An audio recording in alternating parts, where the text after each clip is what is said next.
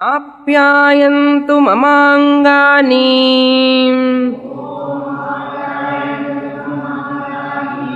Walk ప్రాణశ్చక్షుశ్రోత్రం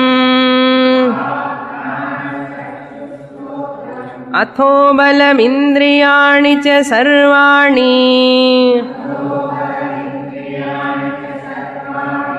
సర్వం బ్రహ్మోపనిషదం మాహం బ్రహ్మ నిరాకుర్యాం మామా బ్రహ్మ నిరాకరోత్ అనిరాకరణమస్తు అనిరాకరణం మే అస్తు తదాత్మని నిరతే య ఉపనిషత్సు ధర్మాః తే మయి సంతు తే మయి సంతు. ఓం శాంతి శాంతి శాంతి.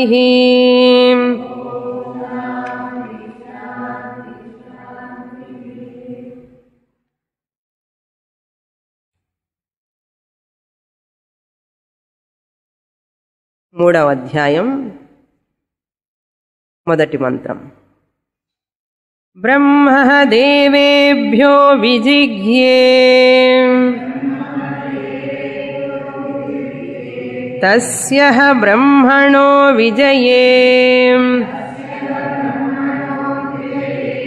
దేవా అమహీయంత త ఐక్షంత అస్మాకమేవాయం విజయః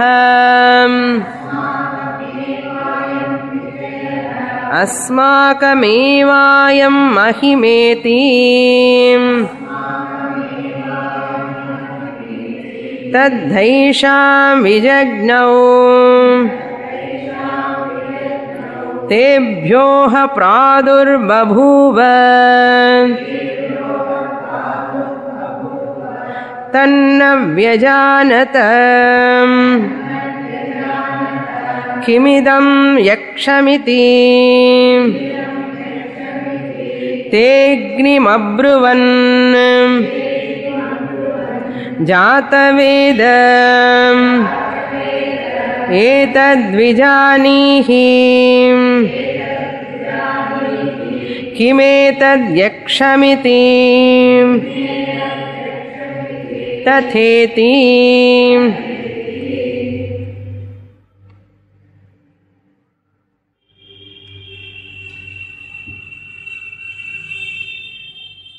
సామాన్యంగా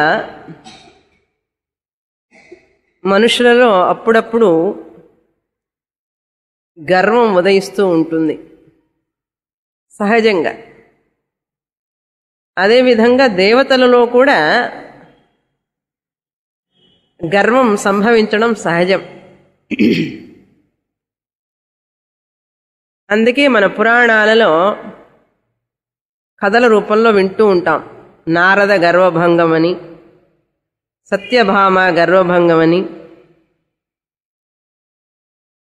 ఆంజనేయ గర్వభంగమని. ఎప్పుడైతే ఒక వ్యక్తికి గర్వం వస్తుందో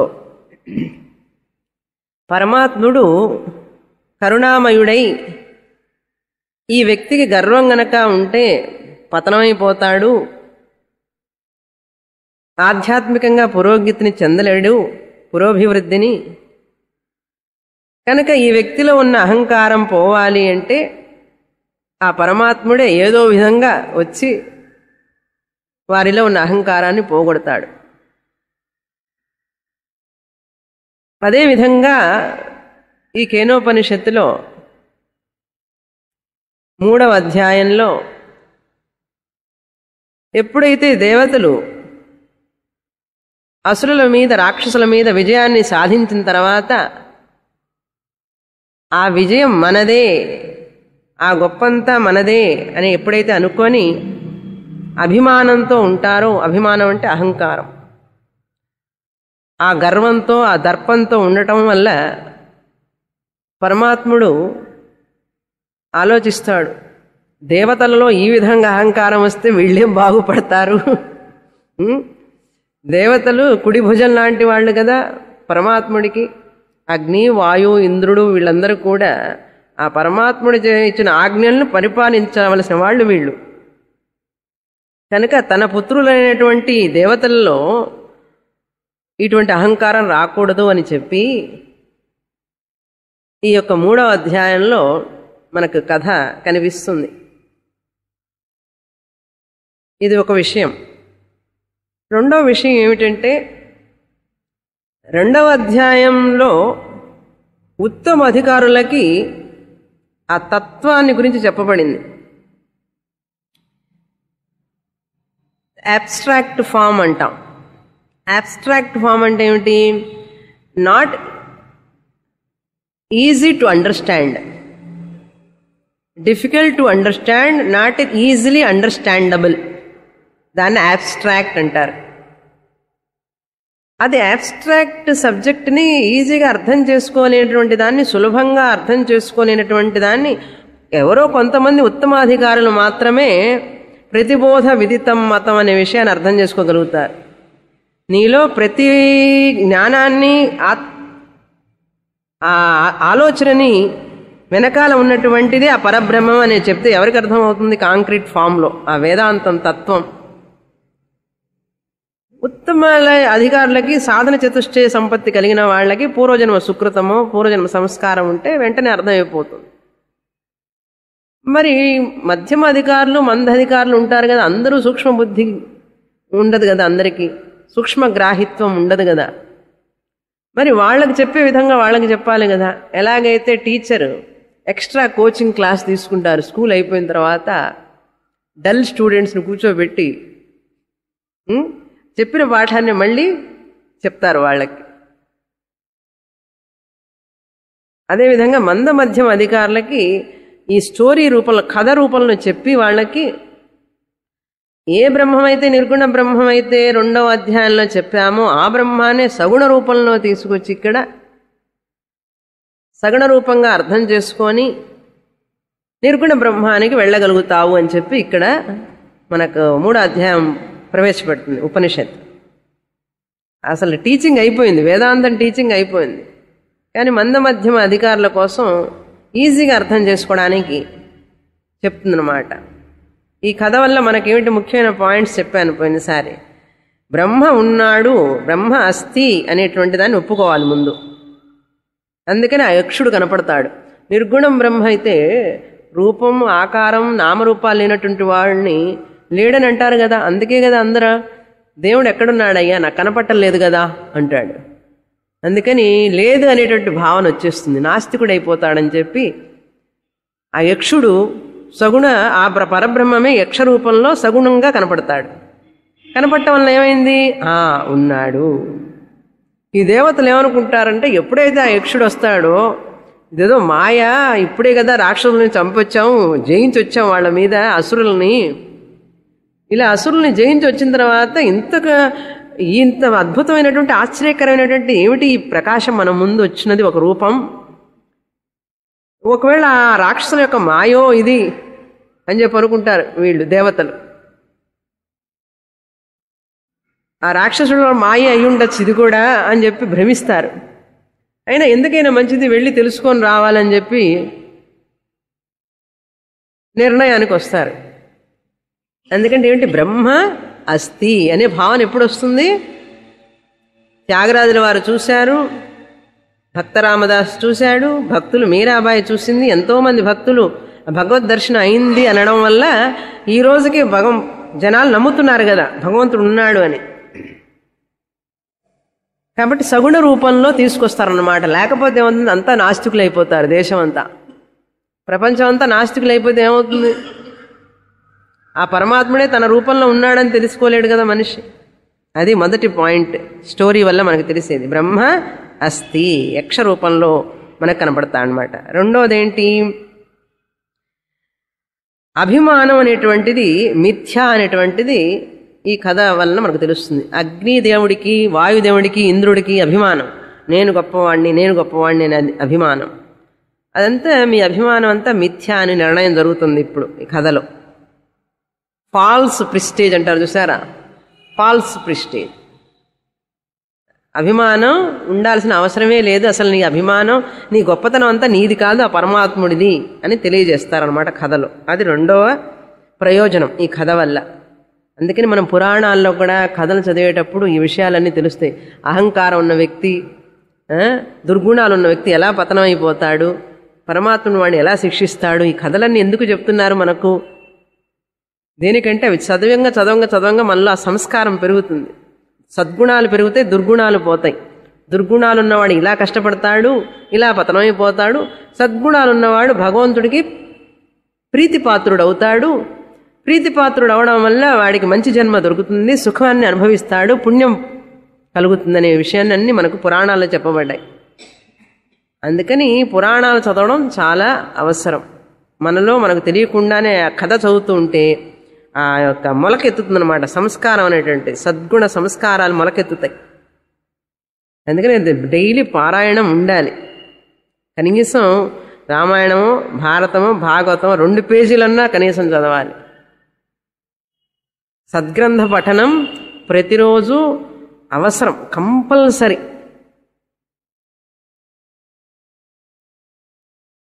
మూడవ ప్రయోజనం ఏం చెప్పాం? సిగ్నిఫికెన్స్. ఆ స్టోరీ యొక్క సిగ్నిఫికెన్స్ అంటే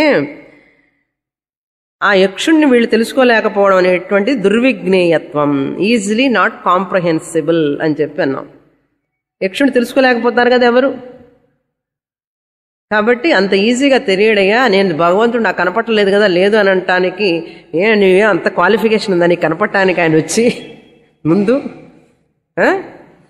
just demanding, no, just people demand. ఉంటే కనపడవచ్చు కదా అంటాడు. ఉంటే కనపడటానికి నీకేం అర్హత ఉందని కనపడతాడు భగవంతుడు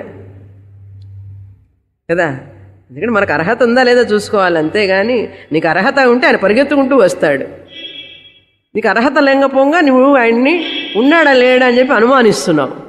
అట్లా అనుమానించేవాడికి భగవంతుడు కనపడ్డాడు. శ్రద్ధ ఉన్న వాళ్ళకి కనపడ్డాడు, కానీ అనుమానించే వాళ్ళకి భగవంతుడు కనపడలేడు ఎప్పుడు కూడా. అందుకని ఈ కథ వల్ల మనకు దుర్విజ్ఞేయత్వం, వెరీ డిఫికల్ట్ టు అండర్స్టాండ్, తెలుసుకోవడం అనేటువంటిది సులభతరం కాదు అని తెలుస్తుంది మనకు. 4వ సిగ్నిఫికెన్స్ ఏం చెప్పామంటే శ్రద్ధాభక్తి ఉన్న వాళ్ళకే. అగ్నిదేవుడు, వాయుదేవుడు తిరిగి వచ్చేస్తారు, ఇంద్రుడు మాత్రమే తెలుసుకోగలుగుతాడు చివర్లో, శ్రద్ధతో భక్తితో ఉండబట్టి అనేటువంటిది మనకు తెలుస్తుంది ఈ కథ వల్ల. 5వది ఏంటి చెప్పానంటే ఉపాసన అనేటువంటిది కథలో చెప్పబడుతుంది. మనకు అర్హతలు గనక లేకపోతే, ఒకవేళ మనం గనక మంద మధ్యమ అధికారులమైతే ఆ యొక్క తత్వాన్ని, సూక్ష్మమైన తత్వాన్ని తెలుసుకోలేకపోతే సగుణ రూపంలో ఎలా ఉపాసన చేయాలి, ఎలా ఉపాసన చేసి ఎలా తెలుసుకోగలుగుతావు అనేటువంటిది మార్గం చెప్పబడింది ఇప్పుడు రాబోయే అధ్యాయాల్లో. అది విషయం, ఎస్సెన్స్ అన్నమాట. ఇప్పుడు మనం చదవబోయే 3-4 అధ్యాయాల ఎస్సెన్స్ ఇది. సగుణ రూపంలో కాంక్రీట్ ఫామ్ అంటాం అనమాట. కాంక్రీట్ ఫామ్ అంటే ఏంటి? Understandable way for ordinary people also. అందుకని మన యొక్క పురాణాలు, గ్రంథాలన్నీ కూడా ఇది 2 మెట్లు. ఒక మెట్టు ఏమిటంటే హైలీ సంస్కారవంతులకు అనమాట, బాగా చిత్తశుద్ధి ఉండి స్వతహాగా మంచి బుద్ధితో ఉండి సంస్కారవంతులైనటువంటి సూక్ష్మ బుద్ధి కలిగిన వాళ్ళకి ఒక మెట్టు. రెండవ పద్ధతి ఏమిటి అంటే అదే బ్రహ్మాన్ని సగుణ రూపంలో మంద మధ్యమాధికారులకి. వీళ్ళు కొంచెం లేటుగా క్రమంగా ముక్తి పొందుతారు. ఆరాత్ ఉపకారకం అంటారు. వీళ్ళు సాక్షాత్తుగా పొందుతారు. అందుకని ఈ సాక్షాత్తుగా పొందిన వాళ్ళు ఏం చేస్తూ ఉంటారంటే ఈ మంద మధ్యమ అధికారులకి రకరకాలుగా చెప్పి, కథల రూపంలో చెప్పి, అది చెప్పి ఇది చెప్పి వాళ్ళని దే హ్యావ్ టు అప్లిఫ్ట్. ఇంట్లో ఎవరైతే మన కుటుంబంలో ఒక 4 పిల్లలు ఉంటే ఒకడు బాగా చదువుతాడు, మూడో పిల్లవాడు, మొదటి పిల్లవాడు, రెండో పిల్లవాడు బాగా చదవరు. మూడో పిల్లవాడు ముందు ఎదిగి చదివి ఉద్యోగం చేస్తూ ఉంటాడు, సంపాదిస్తాడు. సంపాదించినప్పుడు మిగతా వాళ్ళు సంపాదించినప్పుడు ఏం చేయాలి? ఒక కుటుంబాన్ని పోషించాలి అంటే చిన్నవాడిని కదా నేను ఎందుకు ఇవ్వాలని అంటాడా? ఇప్పుడు నాదేనండి భారం, ఈ కుటుంబ పోషణ అంతా నేనే చూసుకోవాలి. ఒక అమ్మాయి అయినా సరే ఆ కుటుంబంలో బాగా చదువుకొని సంపాదిస్తుంటే ఏం చేస్తుంది? ఆ తమ్ముడి భారం, సోదరుల భారం, మిగతా చెల్లెళ్ల భారం అంతా కూడా తన మీదే వేసుకొని చూస్తుంది. ఎందుకంటే భగవంతుడు ఆ కెపాసిటీ ఇచ్చాడు ఆ అమ్మాయికి, ఆ అబ్బాయికి కానీ. అదేవిధంగా మన సమాజం అంతా కూడా ఒక కుటుంబం లాంటిది. ఈ సమాజంలో ఎవరైనా పూర్వజన్మ సుకృతం వల్ల వాళ్ళు చదివి అర్థం చేసుకొని ఆ విషయాన్ని అందరికీ చెప్పాలి. ఇదంతా నా కుటుంబం, ఈ సమాజం అంతా. అందరూ రకరకాల లెవెల్స్లో ఉంటారు. అందరికీ అర్హత ఉంది, మనుషులందరికీ అర్హత ఉంది. కనుక ఆ యొక్క ఉత్తమ అధికారులైనటువంటి వాళ్ళు గురువులుగా మారి వీళ్ళకి చెప్పాలి, వీళ్ళందరూ మన కుటుంబం వాళ్లే, అంతా మనుష్య జాతికి చెందిన వాళ్లే, వినాలని ఎవరెవరికైతే ఉంటుందో వాళ్ళ సహాయం తీసుకొని విని వాళ్ళు కూడా పైకి వస్తారన్నమాట. అలా జ్ఞానాన్ని పొందుతారు. ఒక కుటుంబంలో ఎలాగైతే ఒక వ్యక్తి మిగతా వాళ్ళకి తోడ్పడతాడో అదేవిధంగా ఈ సమాజం అనే కుటుంబంలో కూడా పూర్వజన్మ సుకృతం వల్ల ఒక వ్యక్తి ఎక్కువగా జ్ఞానాన్ని పొందితే, తొందరగా జ్ఞానాన్ని పొందితే, బాధ్యతలు అవి లేకుండా ఎక్కువగా సమాజం అంతా తన కుటుంబం అనుకుంటూ చెప్పాలనుకున్న వ్యక్తి మిగతా వాళ్ళకి బోధిస్తాడు. అర్థమైందా? అదేవిధంగా ఇప్పుడు ఈ కథలో మనం 3వ శ్లోకం వరకు చూసాం.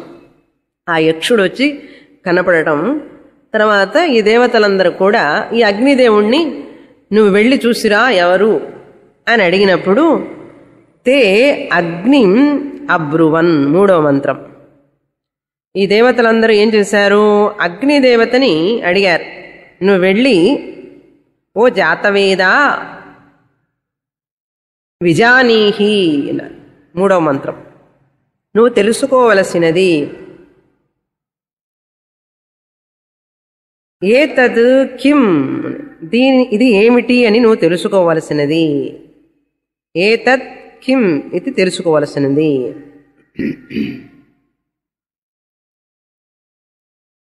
ఏతద్ యక్షం కిం ఇది విజానీహి, ఈ యొక్క యక్షుడు ఎవరు ఏమిటి అని నువ్వు తెలుసుకోవలసినది అన్నప్పుడు అగ్నిదేవుడు అన్నాడు, సరే తథా ఇతి, అలాగే, ఓకే అన్నాడు, తెలుసుకుంటాను వెళ్ళి అన్నాడు. వెళ్ళాడండి యక్షుడి దగ్గరికి. 4వ మంత్రంలో అది చదవాలి మనం. ఇక్కడ వరకు పోయిన క్లాస్లో చూసాం. 4వ మంత్రం. తదభ్యద్రవత్తమభ్యవదత్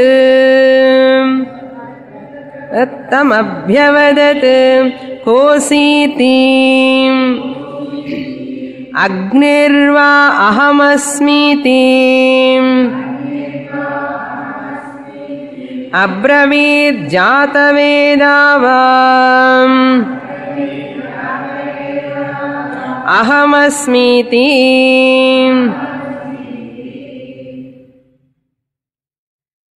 అగ్నిదేవుడు ఆ యక్షుడి దగ్గరికి వెళ్ళి ఏ నిర్గుణ బ్రహ్మమైతే సగుణ రూపంలో కనపడ్డాడో ఆ సగుణ రూపంలో ఉన్న యక్షుడి దగ్గరికి అని. యక్షుడు అంటే ఏం చెప్పాం? యజన యోగ్యం అంటే వర్షిపబుల్, ఉపాసన చేయడానికి, మనం పూజించడానికి పూజార్హుడు అని అర్థం. యక్ష అంటే పూజార్హుడు అని అర్థం. తగినవాడు, తగనివాడు కాదు, తగినవాడు అంటే తగని వాళ్ళు కూడా ఉంటారా అండి అన్నారు. ఉంటారండి, తగని వాళ్ళు కూడా ఉంటారు. అందుకని మనం కూడా ఎవరు తగినవాడు, ఎవరు తగని వాళ్ళు మనం చూసుకోవాలి. సో యక్ష అంటే ఎవరు? తగినవాడు, who is deserve to be worshipped, that యక్ష. అభ్యద్రవత్, అగ్ని ఆయన్ని సమీపించాడు, యక్షుణ్ణి సమీపించాడు. తత్ అభ్యద్రవత్, ఆ యక్షుణ్ణి సమీపించాడు. సమీపించి అభ్యవదత్,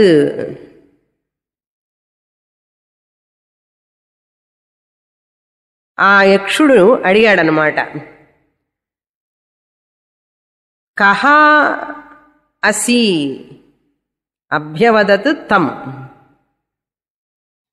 ఆ యక్షుడు అగ్నిదేవుడిని అడిగాడు. అగ్నిదేవుడు అడగడానికి ప్రయత్నం చేశాడు. అక్కడికి వెళ్తే ఈయనకు మాట రాలేదు. మనకు కూడా ఎక్కడైనా ఉపన్యాసం ఇవ్వమంటే అంతా ప్రిపేర్ అయ్యి వెళ్తాం. అక్కడికి వెళ్ళేసరికి ఒక్క మాట రాదు. ఏమిటండి చాలా బాగా ప్రిపేర్ అయినాను కదా అన్న. అక్కడికి వెళ్ళేటప్పటికి ఉన్నది కూడా మర్చిపోతాం. అదేవిధంగా ఈ యక్షుడు దగ్గరికి వెళ్ళేటప్పటికి అగ్ని భగవానుడు ఏం అడగాలి అనుకుని వచ్చానో అది మర్చిపోయినాడు. సరే ఆ యక్షుడికి తెలిసిపోయింది. యక్షుడే అడుగుతాడనమాట, ఎవరు నువ్వు? కహ అసి, ఎవరు నువ్వు? కహ అంటే ఎవరు, అసి నీవు ఎవరు అని అడుగుతాడు. అప్పుడు అబ్రవీత్ అగ్నిదేవుడు సమాధానం చెప్తాడు. బ్రూధాతు, బ్రూంజ్ వక్తాయాం ధాతు అంటే చెప్పడం అనమాట. అబ్రవీత్ అహం అగ్ని అస్మి, నన్ను అగ్నిదేవుడని పిలుస్తారు, నేను అగ్నిదేవుణ్ణి అని చెప్పి చెప్తాడు. ఐఎమ్ అగ్ని, వెల్ నోన్ అగ్ని. వై అంటే ఏమిటి? అందరికీ తెలుసు నేను అగ్ని అని, నన్ను అందరూ అగ్ని అని పిలుస్తారు. మనం కూడా చెప్తాం కదా, సుబ్రహ్మణ్యం అంటారండి, రామారావు అంటారండి. నీ పేరేమిటయ్యా అంటే, మీరు ఎక్కడికైనా వెళ్ళి అడగండి, నీ పేరేమిటయ్యా అంటే, నన్ను అందరూ లక్ష్మి అని పిలుస్తారండి, లేకపోతే కృష్ణ అని పిలుస్తారు, సుబ్బారావు అని పిలుస్తారు, ఏదో చెప్తాం. అందరూ పిలుస్తాడని చెప్తారే కానీ నా పేరు ఏమిటని ఎవరు చెప్పడు. మన పేరు ఎందుకండి? మనల్ని పిలుచుకోవడానికా? పేరు దేనికి? ఒకళ్ళు పిలవబడే పేరు, వాళ్ళ చేత పిలువబడతాం మనం కదా, అది ప్రయోజనం. పేరు యొక్క ప్రయోజనం ఏమిటి? అవతల వాళ్ళకి మనల్ని పిలవడానికి, ఈ సులభంగా మనల్ని పిలవడానికి వాళ్ళకి ఒక నామం, ఆ పేరు మనం పెట్టుకున్నాం. అందుకని ఏం చెప్పాలి? సహజంగా నన్ను అందరూ లక్ష్మి అని పిలుస్తారండి. వాళ్ళు పిలిస్తేనే కదా మీ పేరు, లేకపోతే మన పేరు మన పేరు కాదు అసలు. ఎవరైనా పిలిస్తేనే కదండి మీరు పలికేది. ఆశ్చర్యంగా లేదు? నేను కృష్ణమూర్తిని, నేను కృష్ణమూర్తిని, నేను కృష్ణమూర్తి అని చెప్పుకుంటాం బతుకులో. ఈ కృష్ణమూర్తి ఇటు రావయ్యా అంటే, ఓహో వాడు పిలిస్తేనే మన పేరుకు విలువ, ఎవరైనా పిలిస్తేనే కదా మనకు అలా అని చెప్పేవాళ్ళు. అందుకని వై అంటే అదే అర్థం. ఐఎమ్ వెల్ నోన్ అగ్ని అంటే ఏమిటి? నేనంటే అందరికీ తెలుసు, అగ్నిదేవుణ్ణి అందరికీ తెలుసు, నన్ను అగ్ని అంటారు అని అర్థం. అవన్నీ లేవు అక్కడ మంత్రంలో. వై అంటే వెల్ నోన్ అని అర్థం, పాపులర్, ప్రఖ్యాతిగాంచిన అని అర్థం. అంతేకాదు అహం జాతవేదాహ అస్మి, అంతేకాదు నన్ను మరొక పేరుతో కూడా పిలుస్తారు, జాతవేదాహ అని. జాతం జాతం వేత్తి ఇది జాతవేదాహ, ఎవరికైతే అన్నీ తెలుసో అని అర్థం. జాతవేదాహ అంటే అన్నీ తెలిసినవాడు అని అర్థం. అన్నీ తెలియడం అంటే ఏమిటి? ఋగ్వేదం కూడా మొదటి మంత్రం అగ్నిమీళే పురోహితం, అగ్నితో మొదలవుతుంది. అసలు మొదటి మంత్రమే అగ్ని అనే దాంతో మొదలవుతుంది.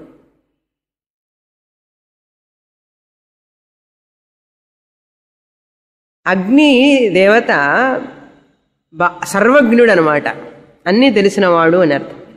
మంచి జ్ఞానం కలిగినవాడు అగ్నిదేవత.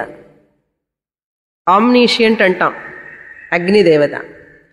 ఆ అగ్నిదేవతకి ఎందుకు అగ్ని అని పేరు వచ్చిందంటే, అగ్రే గచ్చతి ఇది అగ్ని. అగ్రే అంటే ముందు, అగ్రే గచ్చతి అగ్రగామి అంటాం, ముందు నడిచేవాడు అని. ఎవరికి ముందు నడిచేవాడు అంటే, యజ్ఞం యాగం హోమం చేసినప్పుడు ఆ చేసినటువంటి ఆహుతిని చేసినటువంటివన్నీ కూడా తీసుకువెళ్ళేవాడు అనమాట. ఆ దేవతలకు ఆహుతిని చేస్తాం కదా, వాటినన్నిటినీ తీసుకువెళ్ళి ఆ దేవతలకి పితృలోకం ఆ లోకాల్లోకి వెళ్ళి వాళ్ళకి కొరియర్ సర్వీస్ అని చెప్పాను ఒకసారి, గుర్తుందా? అగ్ని జాబ్ ఏమిటయ్యా అంటే కొరియర్ సర్వీస్.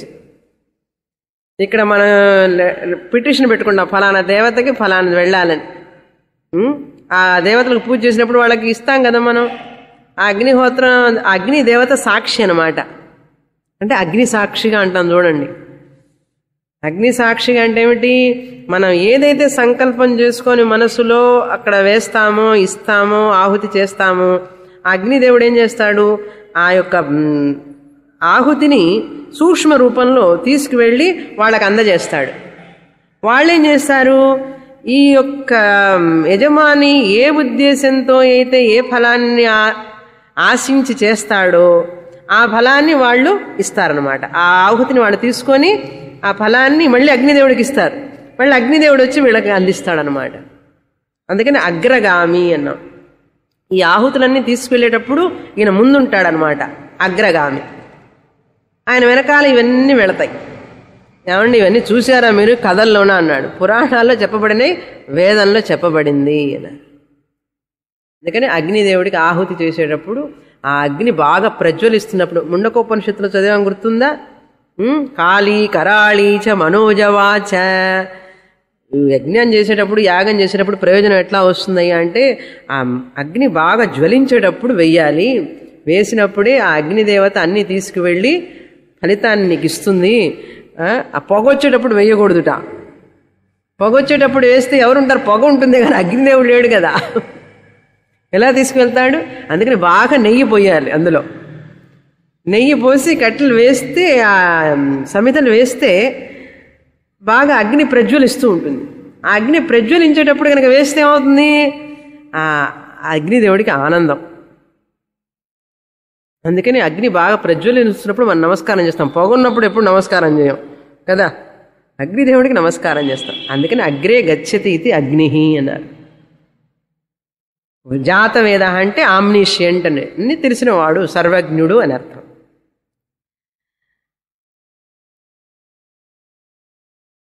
అభ్యద్రవత్ అనేటువంటిది, ఇవన్నీ very difficult terms.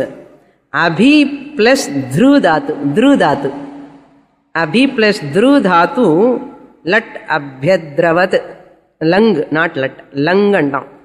Past tense సంస్కృతంలో లంగ్, ఇంగ్లీష్లో పాస్ట్ టెన్స్, భూతకాలం అన్నమాట. అభ్యద్రవత్, అప్రోచ్డ్ అంటే వెళ్ళాడు అని. అభ్యవదత్, అది కూడా అంతే, అభివద్ ధాతు. అభ్యవదత్ అడిగాడు, వెళ్ళాడు, అడిగాడు. చూసారా, తెలుగులో చెప్తేనే వెళ్ళాడు, అడిగాడు అంటే సంస్కృతంలో ఏం చెప్పాలి? అభ్యద్రవత్ అభ్యవదత్ అన్నారు.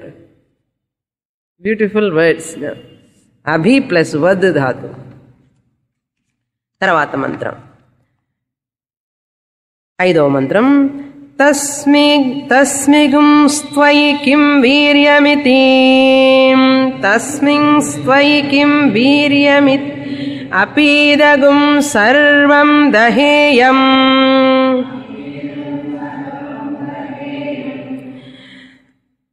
యదిదం పృథివ్యామితి.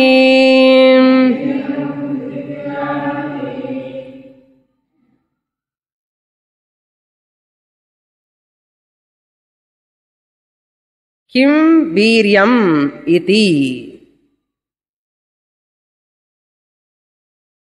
త్వయి తస్మిన్, త్వయి నీ యందు, త్వయి త్వం యువాం యూయం, యుష్మత్ శబ్దం. నీవు అంటాం కదా, త్వం అంటే నీవు. త్వం అని ఎక్కడ విన్నాం పదం? తత్వమసిలో త్వం విన్నామా లేదా? మహావాక్యం తత్వమసిలో త్వమేవ శరణం అంటాను, చూసావా, నువ్వే అని. ఆ త్వమ్మకి సప్తమి విభక్తి అనమాట.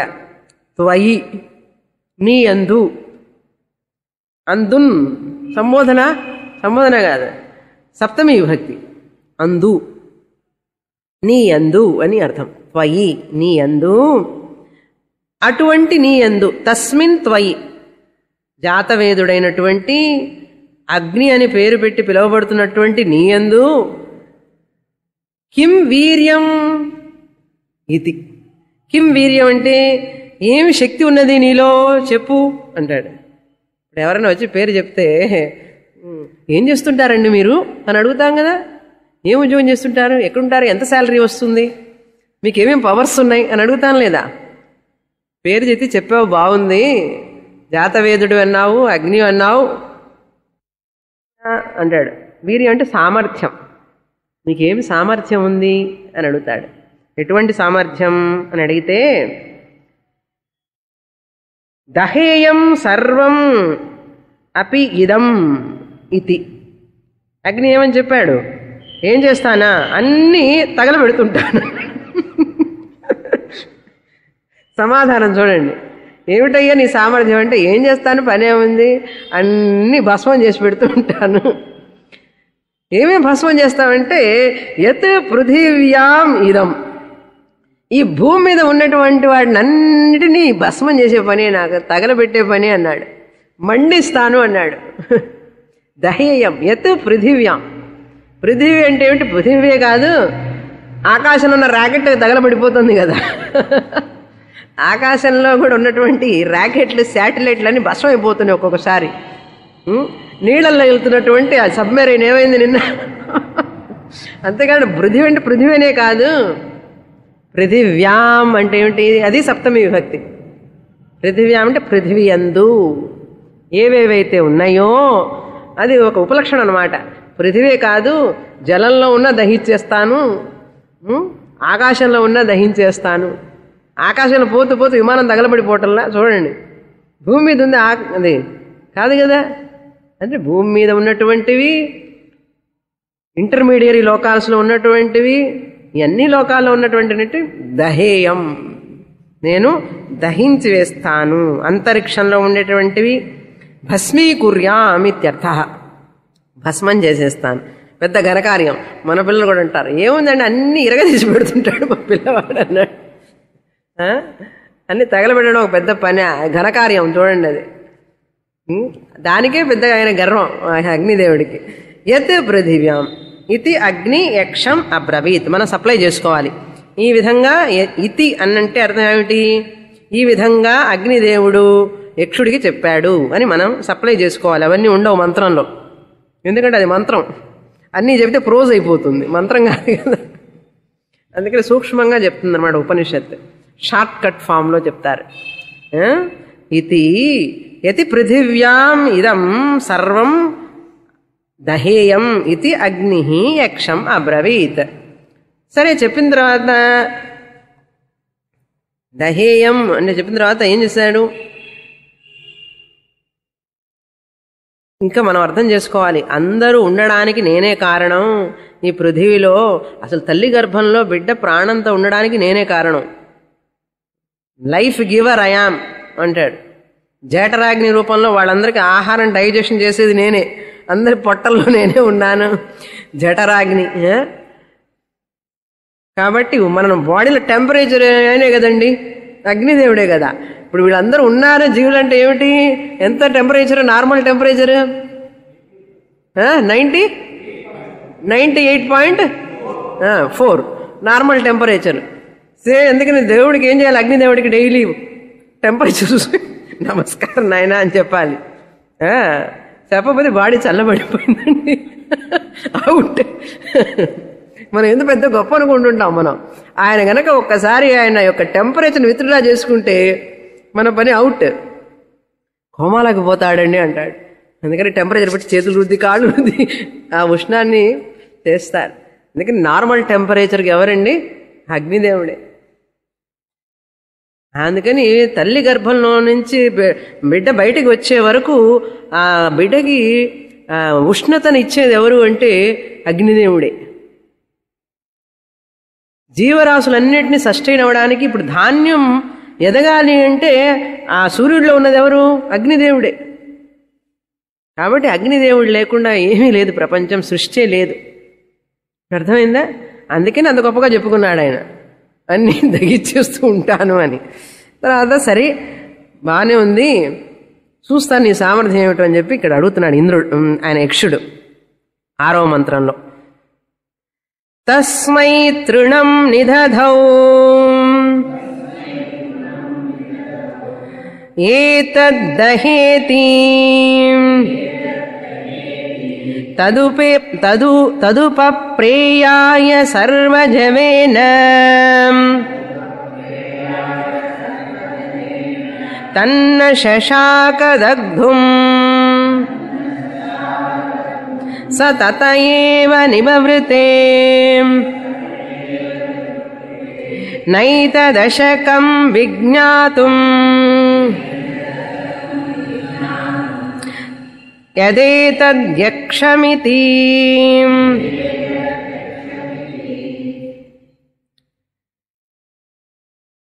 తృణం తస్మై నిదధౌ. తృణం అంటే గడ్డి పరక, గ్రాస్ అంటాం. ఆ యక్షుడు నిదధౌ ఆ యొక్క అగ్నిదేవుడి ముందు పెట్టాడు. నిదధౌ అంటే అక్కడ స్థాపితవాన్ ఇత్యర్థ. సామర్థ్యం చెప్పిన తర్వాత, అన్ని దహిస్తానని చెప్పిన తర్వాత, ఓకే ఈ గడ్డి పోచు ఆయన ముందు పెట్టి తస్మై, తస్మై అంటే అగ్ని ముందు అని అర్థం. అగ్ని ముందు పెట్టి ఏం చెప్పాడు? ఏ తత్ దహ అన్నాడు.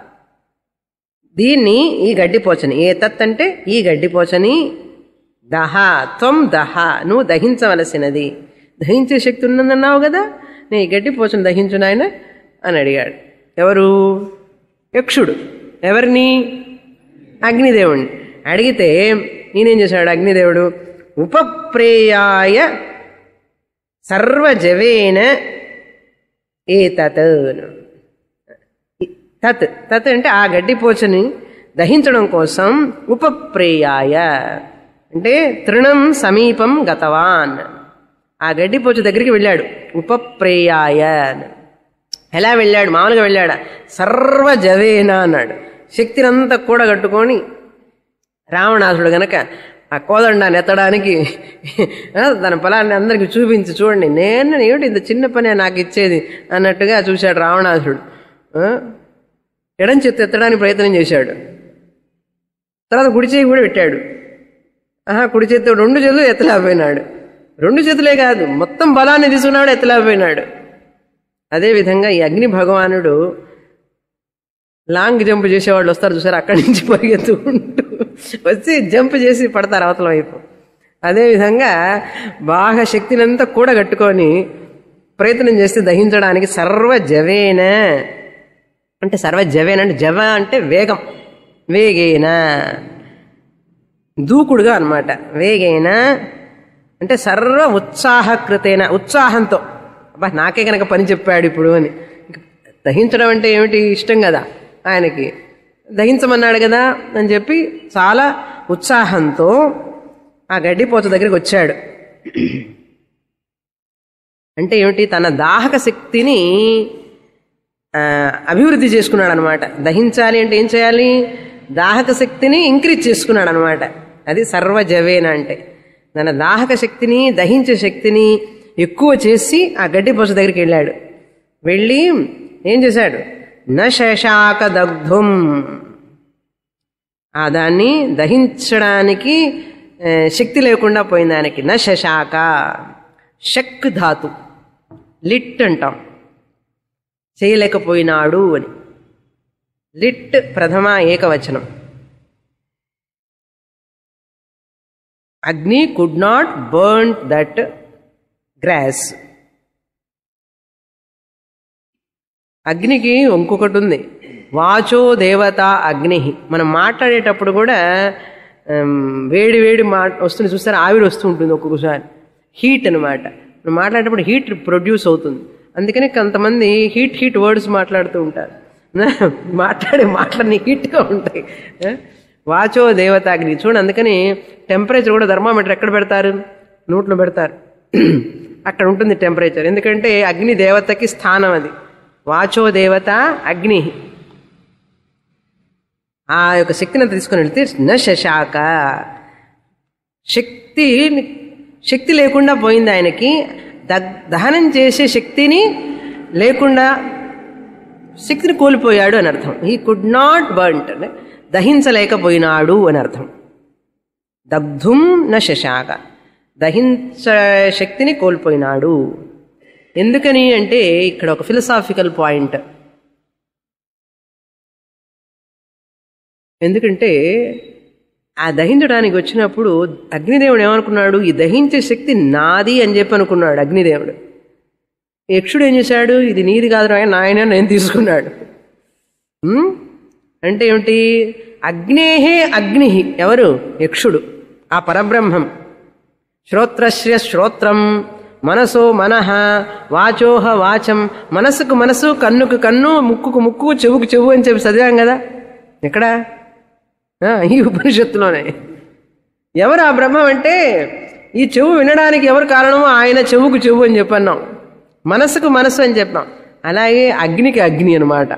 చూసారా, ఆ అగ్ని దేవతలో ఉండేటటువంటి దాహక శక్తి ఏదైతే ఉందో అది ఎవరిది అంటే పరబ్రహ్మందే, కానీ అగ్నిదేవుడిది కాదు. అది అగ్నిదేవుడికి తెలియలే. అది తెలియజేయడం కోసం ఈ యక్షుడు వచ్చాడు ఇప్పుడు. అందుకని ఆయన చేశాడు, ఇంటెలిజెంట్గా ఆ యొక్క శక్తిని తీసేసుకున్నాడు. కరెక్ట్గా దహించడానికి వచ్చినప్పుడు తీసేసుకున్నాడు. ఇంకా అగ్నిదేవుడికి ఇన్సల్ట్ అయిపోయింది. ఏంటి ఇన్సల్ట్, తత్ సహా నివృతే, దాన్ని దహించలేకపోవడం వల్ల సహా ఆ అగ్నిదేవుడు నివృతే వెనుతిరిగాడు. నివృతే వెనుతిరిగాడు, దహించలేక. న అశకం ఇది విజ్ఞాతుం, వచ్చేసి ఈ దేవతలకు చెప్పాడు, విజ్ఞాతుం న అశకం, అది తెలుసుకోలేకపోయినాను. ఆ యక్షుడేమిటో నేను తెలుసుకోలేకపోయినాను. విజ్ఞాతం అంటే తెలుసుకొనుటకు నేను అశక్తుణ్ణైనాను అని వచ్చి చెప్పాడు. ఎవరికి, ఇంద్రుడికి, వాయుదేవుడికి, వీళ్ళందరికీ. మీరందరూ పంపించారు నన్ను, నా మీద ఎంతో నమ్మకంతో, కానీ మీరు ఇచ్చిన పని చేయలేకపోయినాను. నేను అక్కడికి పోగానే నా శక్తి అంతా పోయింది, ఆ గడ్డి పోసను కూడా కాల్చలేకపోయినాను. అది చెప్పుకోలే, అది చెప్తే మరీ ఇన్సల్ట్ కదా. అందుకని మనం కూడా ఒక్కొక్కసారి ఏదైనా ఫెయిల్ అయితే మరీ అవన్నీ చెప్పుకుంటే బాగుండదు, ఉన్న పరువు పోతుందని చెప్పి వెళ్ళొచ్చానండి, అయినా వాళ్ళు తాళం వేస్తుంది అంటాడు, అడ్రస్ కనుక్కోలేక తిరిగి వచ్చాడు. ఒక స్ట్రీట్ పేరు చెప్పితే కనుక్కోలేక తిరిగి వచ్చి వెళ్ళానండి, వాళ్ళు లేరండి ఇంట్లో అంటాడు. అట్లా దాచిపెట్టుకుంటా. అలాగే వెళ్ళాను, ఆయన గడ్డిపోచ పెట్టాడు, దహించలేకపోయినా చెప్పచ్చు కదా అని చెప్పాడు. నేను ఆయన ఎవరో తెలుసుకోలేకపోయినాను అని చెప్తాడు. చెప్పి విజ్ఞాతుం న అశకం. ఏతత్ యత్ ఏతత్ యక్షం, ఈ యక్షుణ్ణి ఏమిటని తెలుసుకోలేకపోయినాను, నేను దాన్ని తెలుసుకోలేకపోయినాను. అది మొదటిది, విజ్ఞాతుం అశకం. అంతేకాకుండా ఆ యక్షుడు ఎవరు అని నేను తెలుసుకోలేకపోయినాను. ఫస్ట్ ఎవరని తెలుసుకోలేకపోయినాను. రెండు అర్థాలన్నమాట. యక్షుడు అని తెలుసుకోవడం ఫస్ట్, ఆ యక్షుడు ఎవరు అని తెలుసుకోవాలి. ఆయన యక్షుడు అని తెలుసుకోవాలి, పరబ్రహ్మం అని తెలుసుకోవాలి. పరబ్రహ్మం తెలుసుకోలేదు, తెలుసుకోకపోగా ఎవరని కూడా తెలుసుకోలేదు. అంటే is not able to know anything అని అర్థం. దేమిటి తెలుసుకోలేకపోయినాడు అని అర్థం. తర్వాత మంత్రం, 7వ మంత్రం. అథ వాయుమబ్రువన్ వాయవేతద్విజానీహి కిమేతద్యక్షమితి తథేతి. అథ తరువాత అంటే అగ్నిదేవుడు అక్కడికి వెళ్ళి దహించలేక అవమానంతో ఆయన ఎవరని తెలుసుకోలేక తిరిగి వచ్చి వీళ్ళకి చెప్పిన తరువాత ఈ దేవతలు ఏం చేశారు, వాయుదేవుణ్ణి పిలిచి వాయుం అబ్రువన్, ఈ దేవతలందరూ వాయుదేవుణ్ణి పిలిచి చెప్పారు. ఏమని, ఇతి దజ్, ఈ విధంగా చెప్పారు. అబ్రువన్, బ్రూన్ ధాతు, అబ్రువన్ సెడ్, చెప్పారు. ఏమని, వాయో, ఓ వాయుదేవుడా, నువ్వు విజానీహి ఏతత్ కిం ఏతత్ నువ్వు దీన్ని తెలుసుకోవలసినది. ఏతత్ కిం ఇది విజానీహి, ఇది ఏమిటని నువ్వు తెలుసుకోవలసినది. ఏతత్ యక్షం, దిస్ మిస్టీరియస్ అన్నాడు. యక్షం అంటే మిస్టీరియస్. ఏతత్ అంటే ఈ విచిత్రమైనటువంటిది, ఈ ఆశ్చర్యకరమైనటువంటిది, అగ్నిదేవుడికి కూడా తెలుసుకోలేనటువంటి అద్భుతమైనటువంటిది ఇదేమిటబ్బా, నువ్వు తెలుసుకోవలసింది వెళ్ళి అని చెప్పి వాయుదేవుడిని పిలిచారు. తథా ఇతి, అలాగే అగ్నిదేవుడికి శక్తి లేదు, నాకు లేదా ఏమిటి శక్తి, నేను కనుక్కుంటాను పోయి అని చెప్పి వాయుదేవుడికి ఇంకాస్త ఆనందం. పిల్లలకి ఎట్లాగైతే మన పిల్లవాడు ఒకటి చేయలేకపోతే వాడు చూసా వాడు చేయలేకపోయినాడు, నేను చేసి వస్తా చూడమ్మా అంటాడు, వీడు గొప్పవాళ్ళలాగా. అదేవిధంగా వీళ్ళు పంచభూతాలన్నీ లైక్ అన్నదమ్ముల్లాగా అనమాట ఒక్కొక్కళ్ళు. సరే వాయుదేవుడు ఓకే నేను వెళ్ళొస్తాను అన్నాడు. ఈయనకి ఎందుకని వాయు అని వచ్చింది పేరు అంటే, వాయు అంతటా వ్యాపించేవాడు అని అర్థం. గంధాన్ని వాయత్వాత్ అంటే పయనించేవాడు, వ్యాపించేవాడు, అది చెప్తారు తర్వాత శ్లోకంలో.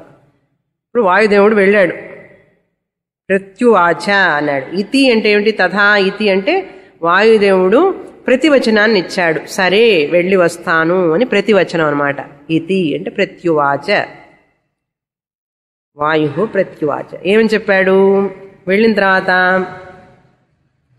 సరే వెళ్ళాడు. ఇంకా మనం అనుకోవాలన్నమాట, వాయుదేవుడు అగ్నిదేవుడు ఆయన దగ్గర యక్షుడి దగ్గరికి వెళ్ళాడు. ఇప్పుడు యక్షుడికి వాయుదేవుడికి సంభాషణ. మళ్ళీ అదే ఏమిటిది 8వ మంత్రం, similar to same to the 4th మంత్ర. తదభ్యద్రవత్తమభ్యవదత్, మంత్రమే కష్టంగా ఉంది చూసారా. తదభ్యద్రవత్తమభ్యవదత్ రవత్తమభ్యవదత్ కోసీతి వాయుర్వా అహమస్మీతి అబ్రవీత్ మాతరిష్వా వా అహమస్మీతి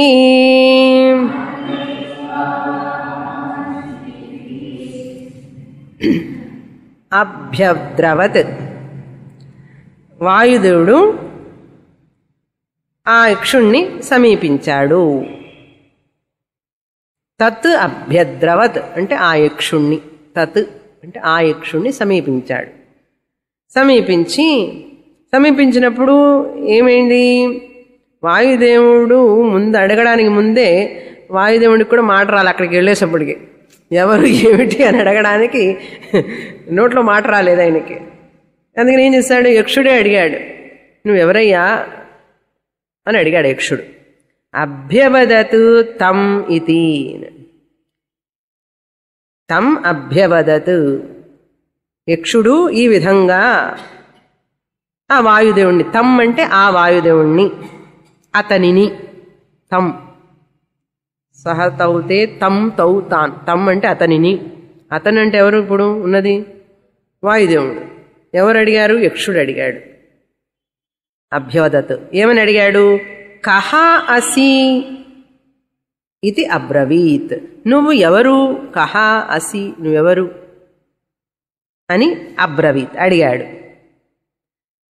అప్పుడు వాయుదేవుడు చెప్తున్నాడు సమాధానం, వాయు అహమస్మి, నేను వాయుదేవుణ్ణి. అంతేకాదు నన్నందరూ మాతరిష్వావా ఇది అహమస్మి, నన్నందరూ మాతరిష్వా అని పిలుస్తారు. వై అంటే ఏమిటి? ఇక్కడ ఇంగ్లీష్ వై కాదు, తెలుగు సంస్కృతం వై అంటే నేను చాలా ప్రఖ్యాతిగాంచిన వాణ్ణి, మాతరిష్వుడిగా ప్రఖ్యాతిగాంచిన వాణ్ణి అని అర్థం. మాతరిష్వ అంటే ఏమిటి అర్థం?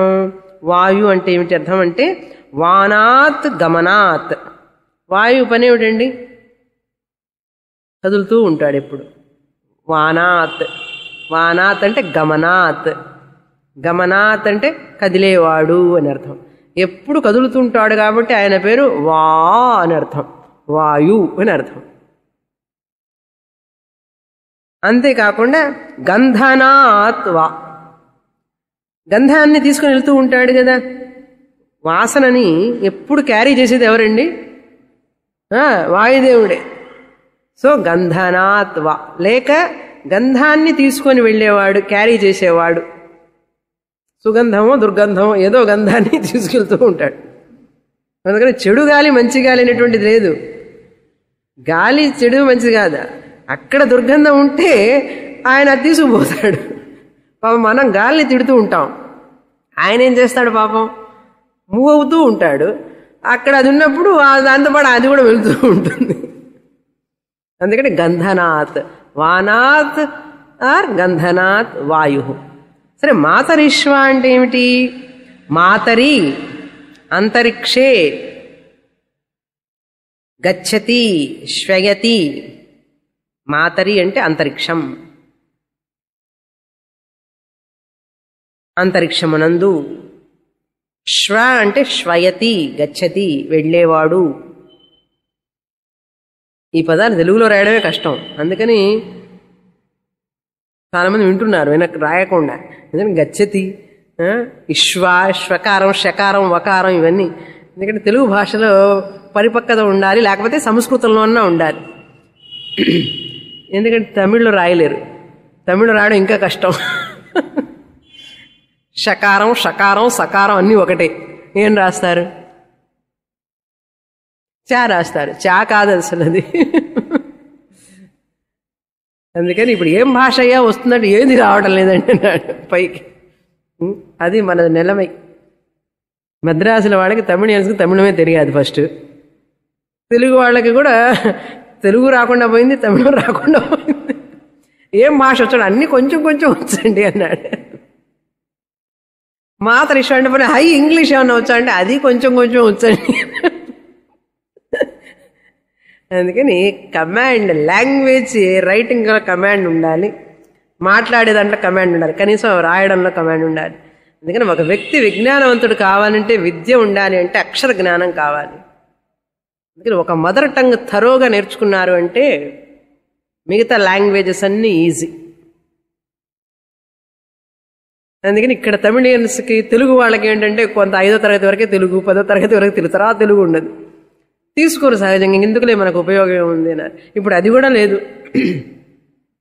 అందుకని తెలుగు కూడా అంతంతగానే ఉంది. ఇక్కడ మాతరిశ్వ అంటే ఎక్కడ షకారం వకారం రాయాలి, మాతరిశ్వ, నాట్ షకారం, షకారం.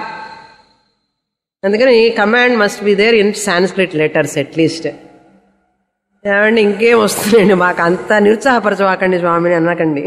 ఓకే, చెప్తున్నాను భాష ఎంత అవసరం వ్యక్తికి అనేటువంటిది మనం గ్రహించాలి. ఇప్పుడు మనం ఏం చేస్తున్నామంటే మెకానికల్గా జాబ్ ఓరియంటెడ్గా అయిపోయింది, కానీ లిటరేచర్ ఎవరు చదవడంలే. లిటరేచర్ మీద, ఆ పదాల మీద, వాటి యొక్క భాష మీద ఎవరికి ఇంట్రెస్ట్ లేదు ఈ రోజుల్లో. మీరు చూడండి, పోయి లిటరేచర్ చదివేవాడు ఎవరు ఉన్నారో? ఇంగ్లీష్ కానీ తెలుగు కానీ తమిళ్ లిటరేచర్ చదివేవాడు చాలా తక్కువ. ఎంత ప్రొఫెషనల్ కోర్స్ అయిపోయింది. అందుకని ఎక్కడైనా సంభాషణ ఇవ్వమంటే ఎలక్వెంట్గా సంభాషణ చెప్పలేరు ఎవరు, అంతా కలోక్యల్ లాంగ్వేజ్లో మాట్లాడతారు. రాను రాను క్షీణించిపోతుంది లాంగ్వేజ్. అందుకని ఈ శాస్త్రం చదవాలంటే యు రిక్వైర్ ఏ లాంగ్వేజ్. చెప్పడం కోసమే కాదు, అర్థం చేసుకోవడానికి కావాలి.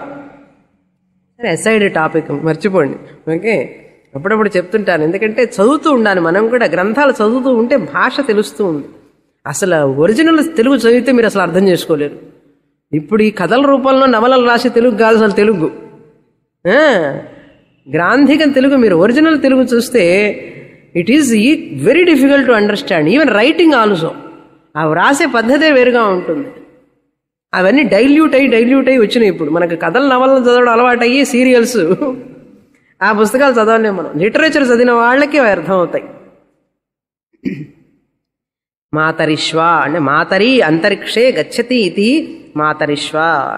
అందుకని it is not too late. ఇప్పుడు కూడా చదవచ్చు లాంగ్వేజ్. 30 రోజుల పుస్తకాలు ఉన్నాయి కదా, అది పెట్టుకుని చదవండి. కనీసం 30 రోజుల్లో సంస్కృతం, 30 రోజుల్లో ఏ భాష ఏది కావాలంటే అది చదవండి. 10 రూపాయల పుస్తకం సంస్కృత పుస్తకం ఒకటి కొనుక్కోండి, 30 తెలుగు టు సంస్కృతం ఉంటుంది, 30 రోజుల్లో సంస్కృతం. కనీసం లెటర్స్ తెలుస్తాయి కదా, తెలుగు వాళ్ళకి ఇంకా ఈజీ. కాబట్టి never neglect the language, it is an asset. ఎప్పుడైనా ఎక్కడైనా ఉపయోగపడుతుంది language, it will never go waste. And you feel so interest నా, చదువుతూ ఉంటే ఆనందం అనమాట. భాష అనేటువంటి తెలుసుకుంటే ఉంటే చాలా ఉత్సాహంగా ఉంటుంది, ఆనందంగా ఉంటుంది. అసలు స్ట్రెస్ టెన్షన్ తగ్గిపోతుంది ముందు. ఇంకా that is type of hobby, you can take it. Okay, Matarishva ఇది తర్వాత మంత్రం. తస్మిన్ స్త్వయి కిం వీర్యమితి అపీదగుం సర్వమాదదీయ యదిదం పృథివ్యామితి. నువ్వు ఎవరు, నీ సామర్థ్యం ఏమిటి అని అడిగినప్పుడు యక్షుడు ఈ వాయుదేవుడు చెప్తున్నాడు, నన్ను అందరూ మాతరిష్వ అని పిలుస్తారు, వాయువు అని దేవత అని పిలుస్తారు. వాచోహో అగ్ని అని చెప్పాను ఇందాక. ప్రిసైడింగ్ డైటీ ఆఫ్ రసనేంద్రియం వాగింద్రియం దానికి అగ్ని. పంచభూతాలు మనకు ప్రిసైడింగ్ డైటీస్, అధిష్టాన దేవతలు. ఈ వాయుదేవుడు దేనికి అధిష్టాన దేవతన్నా? స్పర్శకి. స్పర్శో వాయు ఎక్కడ విన్నాం? తత్వబోధ. స్పర్శకి వాయుదేవుడు. అందుకని ఎక్కడ దోమ వాలినా కూడా మనకు వెంటనే అక్కడికి వెళ్ళి చెయ్యితో ఇట్లా అనేస్తాం వెంటనే. ఇక్కడెక్కడో వాలితే కూడా స్పర్శ వాయుదేవుడు ఇచ్చినంత అనమాట స్పర్శ మనకు. ఆ వాయుదేవుడు ఏం చెప్తున్నాడు? ఏదైతే తస్మిగం స్వై వీర్యమితి, నీ యొక్క సామర్థ్యం ఏమిటి చెప్పు. అదే మంత్రంలాగా అనమాట, ప్రీవియస్ మంత్రంలాగా. త్వగింద్రియానికి అధిష్టాన దేవత అయిన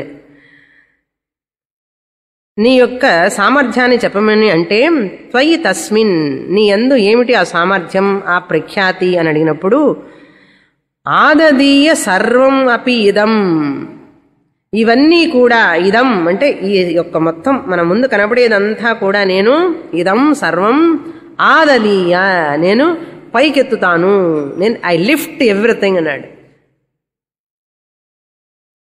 నేను వాడిని లేపేస్తాను అని అర్థం. ఏ వస్తువునైనా సరే లేపగలను. గాలి వస్తే అంతే కదండి, ఇళ్ళే పడిపోతాయి కదా, అన్నీ ఎగురుతాయి గాలిలో, గాలి ద్వారా అని.